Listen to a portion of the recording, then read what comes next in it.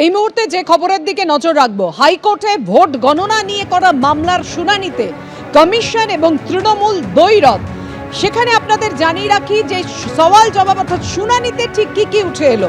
আদালতে রাজনৈতিক ভাষণ দেবেন না, আপনার অসহায়তা ও হতাশা প্রকাশ পাচ্ছে। আইনজীবী কল্যাণ বন্দ্যোপাধ্যায়ের উদ্দেশ্যে মন্তব্য কমিশনের আইনজীবী, আপনি কি হাইকোর্টের বিচারপতি ছিলেন? কমিশনের আইনজীবীকে পাল্টা কল্যাণ বন্দ্যোপাধ্যায় প্রশ্ন করেন।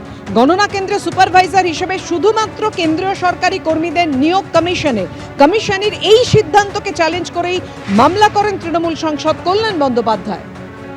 হাইকোর্টে ভোট গণনা নিয়ে মামলার শুনানিতে একেবারে দ্বৈরথ কমিশন এবং তৃণমূলের মধ্যে। আদালতে রাজনৈতিক ভাষণ দেবেন না, আপনার অসহায়তা ও হতাশা প্রকাশ পাচ্ছে।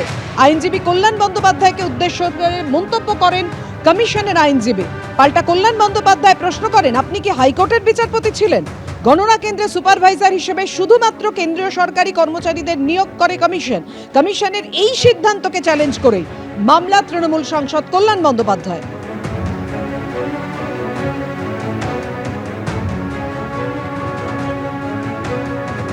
এই মুহূর্তে যে খবর পাওয়া যাচ্ছে, শুনানি শেষ হয়েছে, রায়দান স্থগিত রেখেছেন বিচারপতি।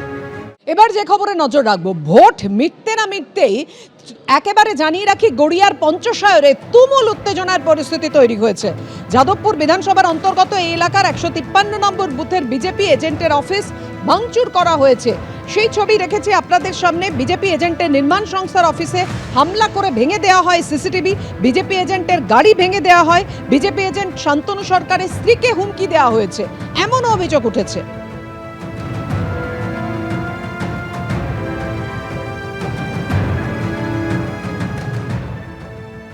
বুধবার দিনকে সন্ধ্যা 6টা নাগাদ যখন ভোট পর্ব শেষ হয় তার ঠিক পরেই পঞ্চশায়র এলাকাতে, যেখানে আমরা রয়েছি যাদবপুর বিধানসভায়, সেই বিধানসভা চত্বরে যিনি বিজেপি এজেন্ট ছিলেন 153 নম্বর বুথে, তার যে অফিস রয়েছে সেই অফিস প্রেমাইসিসে ব্যাপক ভাঙচুর করা হয়। বিজেপির পোস্টার টাঙানো ছিল সেটাকে পুরোপুরি ছিঁড়ে দেওয়া হয়, সামনে যে লোহার গেট রয়েছে সেটাকে ভেঙে দেওয়া হয়। শুধুমাত্র তাই নয়, গতকালকে 8:30 থেকে 9টা যখন প্রবল বৃষ্টিপাত হচ্ছিল সেই সময় কিন্তু এই অফিস প্রেমাইসিসের ভেতরে ঢুকে ব্যাপক ভাঙচুর করা হয়। সামনে যে গাড়ি পার্কিং রয়েছে দেখা যাচ্ছে যে এখানে থান ইট পড়ে রয়েছে, একেবারে সামনের দিকের অংশ সম্পূর্ণ ক্ষতিগ্রস্ত হয়েছে। শুধুমাত্র তাই নয়, অফিসের ভেতরে এটি একটি নির্মাণকারী সংস্থা অফিস রয়েছে, যিনি হচ্ছেন শান্তনু সরকার, যিনি এই অফিসের মালিক, তার এই যে বিভিন্ন যে জায়গা রয়েছে সেখানে ভাঙচুর করা হয়েছে। সিসিটিভির বেশ কিছু ক্যামেরা সেগুলোকে কিন্তু পুরোপুরি খুলে নিয়ে যাওয়া হয়েছে এবং দেখাবো যে এখানে যে টেবিল ভেঙে দেওয়া হয়েছে, সামনে যে একেবারে লোহার গেট রয়েছে সেটা পুরোপুরি ভেঙে দেওয়া হয়েছে। এখানে আমরা দেখানোর চেষ্টা করবো সিসিটিভি ক্যামেরা পর্যন্ত খুলে নিয়ে যাওয়া হয়েছে। ক্যামেরা তরুণ দেখাবে ছবি যে এই যে পোড়ের এখানে তার এখানে ঝুলছে এবং যে সিসিটিভি ক্যামেরা থাকার কথা সেটাকে কিন্তু সম্পূর্ণ রকমভাবে খুলে নিয়ে যাওয়া হয়েছে যাতে কোনোভাবে রেকর্ডিং না থাকে। এবং অফিসের বিভিন্ন যে জায়গা রয়েছে সেখানে ভাঙচুর করা হয়েছে, গাড়িটির উপর অ্যাটাক করা হয়েছে, মেন যে গেট সেটাকেও সম্পূর্ণ রকমভাবে ভেঙে দেওয়া হয়েছে। শুধুমাত্র এখানে শান্তনু সরকারের বাড়ি নয়, তার পাশাপাশি আরও দুজন বিজেপি কর্মীর বাড়ি রয়েছে, সেখানেও কিন্তু একই রকমভাবে ভাঙচুর করা হয়, কিন্তু এখনও পর্যন্ত কাউকে গ্রেফতার করা হয়নি পঞ্চশায়র থানা তরফে। ক্যামেরা তরুণের সঙ্গে সুকান্ত মুখোপাধ্যায়, এবিপি আনন্দ। অ্যাকচুয়ালি আমি যখন বুথে ছিলাম তখনই আমাকে উপরে অ্যাটাক করার জন্য প্রায় 200-250 লোক নিয়ে পেলে আর অমিত বলে এখানে আছে দুষ্কৃতী এখানকার, তারা ওখানে দাঁড়িয়ে ছিল, আমার জন্য ওয়েট করছিল, বেরোলে এবার মারবে। কিন্তু আমার কোনো খবর জানতে পারি আমি, তখন এই বাইক নিয়ে অন্য রাস্তা দিয়ে আমি বাড়ি চলে যাই। আমার মিসেস গাড়ি নিয়েছিল, মিসেসের গাড়ির উপরে ফার্স্ট ওই বুথের ওখানে অ্যাটাক হয় বা কোনো কারণে আমরা ওখান থেকে পালিয়ে যেতে পারি, বাড়ি চলে যাই। কিন্তু রাতেরবেলা যখন খবর পাই যে আমার অফিসে অ্যাটাক হয়েছে, যখন আমাকে না পেয়ে এরা অফিসে অ্যাটাক করে এইসব ঘটনাগুলো ঘটিয়েছে। আমাদের এখানে কাউন্সিলর যিনি আছেন অনন্যা ব্যানার্জি, উনিও প্রেজেন্ট ছিলেন, এটা আমি জানি, উনি প্রেজেন্ট ছিলেন। এবং আরেকজন ছিল আমাদের, তাকে বলা হয় তার মুন্ডু কেটে নাকি ফুটবল খেলবে। আপনি এজেন্ট ছিলেন বলে কি হামলা? অবশ্যই আমি এজেন্ট ছিলাম বলেই হামলা। আরে হামলা চাললো তারা কোন দলে স্পেসিফিক?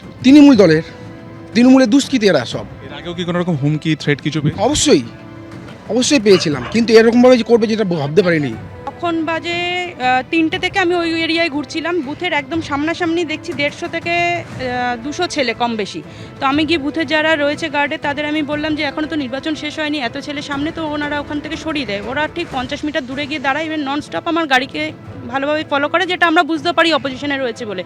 ভোট শেষ হওয়ার পরে যখনই আমরা ওখান থেকে বেরাই, সবার ফার্স্ট আমার গাড়িতে অ্যাটাক করে। আমরা ওখান থেকে গাড়ি স্পিডে বেরিয়ে যাই, সেটা পুলিশ ছিল, সিআরপিএফ ছিল, সবার সামনেই এটা হয়। তারপরে বেরিয়ে আমার হাজব্যান্ড যেহেতু ভেতরে, ওকে আনতে আবার থানাতে ফোন করে থানার সাহায্য নিয়ে ওকে ওখান থেকে আমরা বেরিয়ে বাড়িতে আসি। থানাই আমাদের বাড়িতে পাঠিয়ে দেওয়ার ব্যবস্থা করে। তারপরে আমাদের সিক্স সেন্স কাজ করলো যে আমাদের অফিসে তার মানে করবে, যেহেতু আমাদের কিছু করতে পারিনি। হ্যাঁ ঠিক সেটাই হলো। এখানে সবথেকে আশ্চর্য ব্যাপার, কাউন্সিলর নিজে মানে এসে এইসব, তার সাথে আরও অনেক ছেলেপেলে ছিল। এবিপি আনন্দ, এগিয়ে থাকে, এগিয়ে রাখে।